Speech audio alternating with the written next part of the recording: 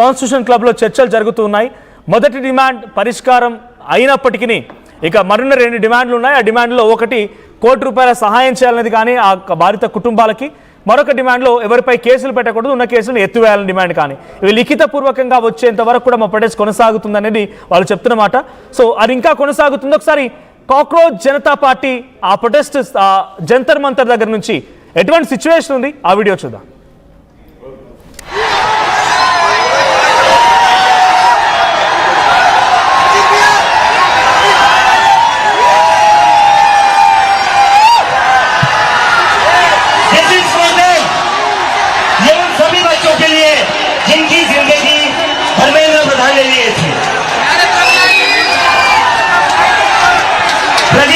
అయితే కేంద్ర మంత్రి రాజీనామా పైన ఉస్మానియా యూనివర్సిటీ స్టూడెంట్స్ ఎలా రియాక్ట్ అవుతున్నారు, వాళ్ళ రియాక్షన్స్ అని చూద్దాం. ఒకసారి మా ప్రతినిధి సురేష్ సిద్ధంగా ఉన్నారు. సురేష్, ధర్మేంద్ర ప్రధాన్ రాజీనామా పైన స్టూడెంట్స్ రియాక్షన్స్ ఏంటి? మరొకసారి చారిత్రాత్మకంగా ప్రూవ్ చేయగలిగినాం. మేము ఏం చెప్తా ఉన్నామంటే ప్రభుత్వాన్ని వ్యతిరేకించడం దేశద్రోహం కాదు. దేశద్రోహం అనేది ప్రభుత్వాన్ని వ్యతిరేకించడం కాదు. ప్రభుత్వం ఏదైనా తప్పుడు పనులు చేసినప్పుడు ప్రశ్నించడం, ప్రొటెస్ట్ చేయడం విద్యార్థుల యొక్క బాధ్యత. ఆ బాధ్యతను మేము ఈరోజు దేశ విద్యార్థులుగా సమర్థవంతంగా నిర్వహించమని చెప్పేసి మేము కోరుతా ఉన్నాం. ఈ క్రమంలోనే మా పోరాటాల ఫలితంగానే మేము ఈరోజు ధర్మేంద్ర ప్రధాన్ను రాజీనామా చేయించమని చెప్పేటువంటి విషయాన్ని తెలియజేస్తూ ఉన్నాం. ఈ ఒక్క పోరాటమే కాదు, మేము ఎన్టీఏను రద్దు చేయాలని చెప్పేసి కూడా మేము డిమాండ్ చేస్తూ ఉన్నాం. అదే క్రమంలో ఇప్పుడు ఏదైతే విద్యార్థులపై కేసులు పెట్టిలో ఆ కేసులను మొత్తం కూడా ఎత్తివేయాలని చెప్పేసి కూడా మేము తెలియజేస్తూ ఉన్నాం. రామ్మోహన్లో ఈ హాస్పిటల్ ఎవరైతే విద్యార్థులు క్షతగాతులు అయి ఉన్నారో వాళ్ళందరికీ కూడా నష్టపరిహారం అందించాలని చెప్పేసి తెలియజేస్తా ఉన్నాం. అదేవిధంగా చనిపోయిన విద్యార్థులకు ₹1 కోటి ఎక్స్గ్రేషన్ తక్షణమే ప్రకటించాలని చెప్పేసి తెలియజేస్తా ఉన్నాం. అదేవిధంగా నీట్ ఎగ్జామ్ ఏదైతే ఉందో ఆ ఎగ్జామ్ను ఫెడరల్ స్ఫూర్తికి విరుద్ధంగా నిర్వహించడం కంటే కూడా రాష్ట్రాలకే మెడికల్ ఎంట్రన్స్ ఎగ్జామ్ను నిర్వహించేటువంటి అధికారం ఇవ్వాలని చెప్పేసి కూడా ఈ సందర్భంగా తెలియజేస్తా ఉన్నాం. మేము విద్యార్థులుగా తలుచుకుంటే ఏదైనా సాధిస్తాం. సాధించే వాళ్ళ మీద దేశద్రోహులు అనేటువంటి ముద్ర, లేకపోతే వీళ్ళు వేరే దేశాల ఫండింగ్ ద్వారా వీళ్ళు ఈ ఉద్యమాలు నిర్వహిస్తారని చెప్పేసి కొంతమంది శక్తులు మా మీద ఆరోపణలు చేసినాయి. ఈరోజు స్వయాన ఎక్స్టర్నల్ అఫేర్స్ మినిస్టరే చెప్పిండు, ఎక్కడ ఏ దేశం నుంచి కూడా వీళ్ళకి ఫండ్స్ అందలేదు, వీళ్ళంతా మన భారతీయ విద్యార్థులే, వీళ్ళంతా కూడా ఈ దేశంలో పోరాటం చేసిళ్ళు, వాళ్ళ కళల కోసం వాళ్ళ ఆశయాల కోసం వాళ్ళు పోరాటం చేసినటువంటి విషయాన్ని వాళ్ళు తెలియజేసిళ్ళు. ఈ పోరాటంలో మరీ ముఖ్యంగా మహిళా విద్యార్థులను ఎంతో ధైర్య సాహసాలతోటి వాళ్ళు ముందుకొచ్చి పోరాటం చేసిళ్ళు. వాళ్ళందరికీ కూడా పేరు పేరున అభినందనలు తెలియజేస్తూ ఉన్నాం. అదేవిధంగా మాకు మద్దతుగా నిలిచినటువంటి దేశ ప్రజానీకానికి, విద్యార్థుల తల్లిదండ్రులకు, అదేవిధంగా ఎక్స్ ఆర్మీకి, అదేవిధంగా రైతాంగానికి, అదేవిధంగా మీడియా మిత్రులకు ప్రతి ఒక్కరికి కూడా పేరు పేరున ధన్యవాదాలు తెలియజేస్తూ ఉన్నాం. భవిష్యత్తులో ఒక శాస్త్రీయ విద్యా సాధన కోసం, రాష్ట్రాల స్వయం ప్రతిపత్తి కోసం మేము మరింత పోరాటాలు ముందు తీసుకుపోతామని చెప్పేసి కూడా ఈ సందర్భంగా తెలియజేస్తా ఉన్నాం. మీరు అన్నట్టు సాధ్యమైద్దా ఏదైతే రాష్ట్రాలకు అప్పగించాలని చెప్పేసి ఒక డిమాండ్ చేస్తున్నారు, అది సాధ్యమైద్దా? గతంలో మేము ఆల్రెడీ రాష్ట్రాలు మెడికల్ ఎంట్రన్స్ ఎగ్జామినేషన్ నిర్వహించినటువంటి చరిత్ర మనకు ఉన్నది. ఇప్పుడు డీసెంట్రలైజ్ ఎడ్యుకేషన్ అనేది మా యొక్క ఈ రాష్ట్రాలకు ఒక స్వయం ప్రతిపత్తి ఉంటుంది. భౌగోళిక ప్రాంతం వేరే ఉంటుంది, ఇక్కడ అక్షరాస్యత శాతం వేరే ఉంటుంది, ఇక్కడ సామాజిక నేపథ్యాలు వేరే ఉంటాయి. ఈ యొక్క రాష్ట్రం యొక్క భౌగోళిక పరిస్థితులు, దేశ పరిస్థితులు అన్నీ కూడా అంచనా వేసి ఈ దేశంలో ప్రత్యేకంగా ఏ రాష్ట్రానికి ఆ రాష్ట్రం కూడా నీట్ నిర్వహించుకునే అవకాశం ఉంది. గతంలో కూడా నిర్వహించడం, ఇప్పటికి కూడా తమిళనాడు, కేరళ, తెలంగాణ లాంటి అనేక చోట్ల కూడా స్వయంగా మా రాష్ట్రాలు మేము నిర్వహిస్తున్నామని చెప్పేసి ముఖ్యమంత్రులే లెటర్లు రాస్తూ ఉన్నారు. అయినప్పటికీ కూడా కేంద్రం పెడచెవిన పెట్టి సెంట్రలైజేషన్ ఆఫ్ ఎడ్యుకేషన్ ఒక పాలసీ తీసుకొస్తుంది. అదే కదా NEP 2020 అనేది.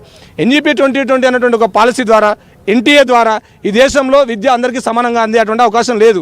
ఇది SC ST BCలకు విద్యను దూరం చేసేటువంటి ఒక ప్రయత్నం ఉన్నది. ఇవాళ ఒక మాంచెస్టర్ స్కూల్ అని ఉంటుంది ఫ్యూచర్ సిటీలో, 7 లక్షలకు నర్సరీ చదువుతున్నాడు. అదేవిధంగా మా ఊళ్ళో గవర్నమెంట్ స్కూల్లో మామూలుగా సాదాసీదా విద్యార్థి కూడా పోయి చదువుకుంటున్నాడు. వీళ్ళిద్దరి మధ్యలో అంతరాయంలో తేడా ఏర్పడదా? మల్టీనేషనల్ కంపెనీలకు ఉపయోగపడే ఒక విద్య, అదేవిధంగా వాళ్ళకు ఒక నౌకర్లుగా ఉపయోగించేటువంటి ఒక విద్య, ఈ రెండు తారతమ్యాలు తీసుకొచ్చే ఒక పాలసీని NEP 2020 ద్వారా తీసుకొస్తా ఉన్నారు. ఇదంతా సెంట్రలైజేషన్ ఆఫ్ ఎడ్యుకేషన్. కాబట్టి సెంట్రలైజేషన్ ఆఫ్ ఎడ్యుకేషన్ లేకుండా ఏ రాష్ట్రానికి ఆ రాష్ట్రానికి ఫెడరల్ స్ఫూర్తిలో భాగంగా ఏ రాష్ట్రాలకు ఆ రాష్ట్రాలకు ఎంట్రన్స్ ఎగ్జామ్స్ నిర్వహించుకునే అవకాశం కల్పించాలని చెప్పేసి అనేక సంవత్సరాలకు పోరాటం చేస్తూ ఉన్నాం. ఆ పోరాటంలో భాగంగానే మా డిమాండ్ ముందు తీసుకొస్తా ఉన్నాం. సో మనతో పాటు కొంతమంది విద్యార్థి సంఘ నాయకులు ఉన్నారు. బ్రదర్, ఎట్లా చూస్తున్నారు రాజీనామా తర్వాత ఎట్లా ఉండబోతుంది? డిమాండ్స్కి సంబంధించి ఇంకా చనిపోయిన విద్యార్థులకు సంబంధించి ఎక్స్‌రేషన్కి కూడా సంబంధించి ఒక క్లారిటీ రాలేదు. ఖచ్చితంగా కేంద్ర ప్రభుత్వం ఇప్పటికైనా స్పష్టమైన వైఖరి తీసుకోవాలని మేము కోరుతా ఉన్నాం. యావత్ విద్యార్థుల పోరాట ఫలితంగా, విద్యార్థుల విజయంగా దీన్ని చూస్తూ ఉన్నాం. క్షతగాత్రులకి, చనిపోయిన కుటుంబాలకి ప్రభుత్వం ఏదైతే హామీ ఇస్తుందో హామీని చిత్తశుద్ధిగా అమలు చేయాలని కూడా మేము డిమాండ్ చేస్తూ ఉన్నాం. మరొక అంశం, ఈరోజు ఫేస్ ఐడెంటిఫై నిఘా వ్యవస్థను పెట్టి జంతర్ మంతర్లో విద్యార్థుల ప్రత్యక్షంగా వాళ్ళ ఫేస్ రికగ్నిషన్ యాప్ ద్వారా వాళ్ళని గ్యాదర్ చేయడం, వాళ్ళ ఇన్ఫర్మేషన్ గ్యాదర్ చేయడం చేశారు. ఇది కనుక తర్వాత వేధింపులకు పాల్పడితే, వాళ్ళ మీద అరాచకంగా ఏమైనా వ్యవహారం చేస్తే మాత్రం మరో ఉద్యమానికి దారితీస్తుందనే విషయాన్ని ఈ సందర్భంగా మేము గుర్తు చేస్తా ఉన్నాం. ఖచ్చితంగా ఈ దేశంలో ఉన్నటువంటి యువతరం కోరుకున్న విధంగా ఈ దేశంలో పాలన సాగాలి. ఇప్పటికే ఎన్టీఏ సెంట్రలైజేషన్ చేయడం వల్ల, ఎన్టీఏ ప్రక్షాళన చేయడం అంటే ఉద్యోగులను సస్పెండ్ చేయడం కాదు, ఎన్టీఏని రద్దు చేయాలని కూడా మీ సందర్భంగా మేము కోరుతా ఉన్నాం. గతంలో వేపం కుంభకోణం జరిగినప్పుడు కానీ, స్పెక్ట్రమ్ కుంభకోణం జరిగినప్పుడు కానీ ఎవరైతే బాధ్యులు ఉన్నారో అప్పుడు మంత్రులు వాళ్ళని అరెస్ట్ చేసి జైలుకు పంపించిన సందర్భం ఉంది. ఈరోజు 30 మంది విద్యార్థుల మరణాలకు కారణమైనటువంటి కేంద్ర మంత్రులు ఎవరైతే ఉన్నారో, ఈరోజు రాజీనామా చేసిన వాళ్ళు ఎవరైతే ఉన్నారో వాళ్ళను కూడా జైలుకు పంపించాలని కూడా ఈ సందర్భంగా మేము కోరుతా ఉన్నాం. ఖచ్చితంగా ఇది 30 మంది విద్యార్థుల జీవితాలకు సంబంధించిన, ఆత్మహత్యలకు సంబంధించిన అంశంగా దీన్ని తీవ్రంగా చూడాల్సిన అవసరం ఉందని కూడా మేము తెలియజేస్తా ఉన్నాం. మహిళా విద్యార్థినుల పట్ల, మహిళా ఉద్యమకారుల పట్ల దురుసుగా వ్యవహరించి వాళ్ళ బట్టలను చింపి ఉద్యమకారుల మీద లాఠీచార్జ్ చేసినటువంటి పోలీసుల మీద కూడా చర్యలు తీసుకోవాలని మేము సందర్భంగా డిమాండ్ చేస్తా ఉన్నాం. సురేష్ ఒకసారి ఆజాద్తో మాట్లాడించండి. సురేష్, అంటే ఈ సిజేపీ ప్రొటెస్ట్ ఇక్కడితో ఆగిపోయే అవకాశం ఉంది, ఆజాద్తో మాట్లాడించండి. ముఖ్యంగా ఆర్ఎస్ఎస్ బీజేపీ భావజాలం ఉన్న వాళ్ళు, లేదంటే వాళ్ళ పార్టీ బలోపేతం కోసం మాట్లాడతాం అనుకునే వాళ్ళు ఫేక్ ఇన్ఫర్మేషన్తో భజన